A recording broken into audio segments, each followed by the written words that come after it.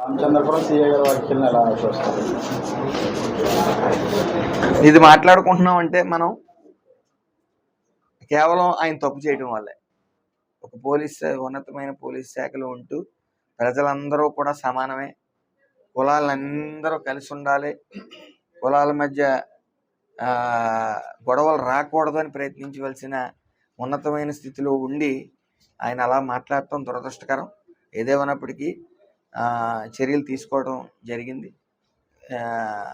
దానికి మనం ఇంకో మాటలు కూడా మాట్లాడలేని పరిస్థితి. ఎందుకంటే అది ఆయన అలా మాట్లాడకుండా ఉండవలసింది, మరి మాట్లాడారు కాబట్టి దాన్ని ఆయన బాధ్యత వహించాలి. అలాగే ఉన్నత స్థాయి అధికారులు కూడా ఆయన్ని విఆర్లో పెట్టడం జరిగింది.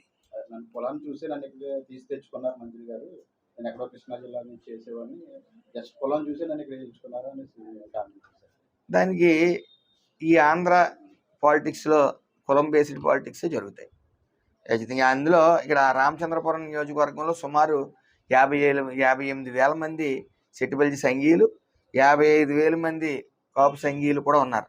అది బ్యాలెన్స్ చేసుకోవడానికి, ఎందుకంటే ఏదైనా గొడవలు జరిగితే కులాల మధ్యన ఆ బ్యాలెన్స్ చేసుకోవాలి కాబట్టి ఆ రకంగా అందరి కలయిక ఉంది. అక్కడ పోలీసుల్లో 2 ఎస్సీస్ ఉన్నారు, ఎస్ఏలు, అలాగే 2 బీసీలు సెట్టిబల్జీ సామాజిక వర్గానికి చెందిన వాళ్ళు ఉన్నారు, కాపులు కూడా 2 ఉండటం జరిగింది. అలాగా ఒక ముస్లిం సోదరుడు కూడా ఉండటం జరిగింది. కాబట్టి అందరినీ సమానంగా మనం ట్రీట్ చేసాం తప్ప అందులో వేరే ఉద్దేశం లేదు. ఏదేమన్నప్పటికీ ఆయన మాట్లాడిన వ్యాఖ్యలు, ఆయన ఆ ఉన్నతాధికారిగా పోలీస్ శాఖలో ఉండి ఆయన మాట్లాడకూడని మాటలు. సో అది ఎలక్షన్ కోడ్ ఉందా లేదనేది అది వేరే విషయం.